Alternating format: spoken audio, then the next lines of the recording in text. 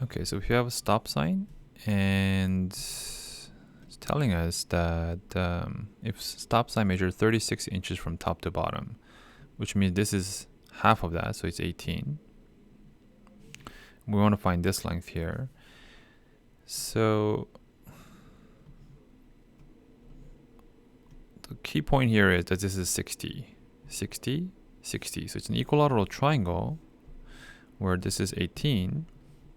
Okay, and we just need to find this. Now if this is x, this is double, because they're all same, right? So you can say x squared plus 2x squared is equal to 18 squared. All right, that's 4x squared. So we have 5x squared is equal to 18 squared. X squared is 18 squared over 5. So x is going to be, root of that is just 18 over root 5. So therefore the side length is double that, 36 over root of 5.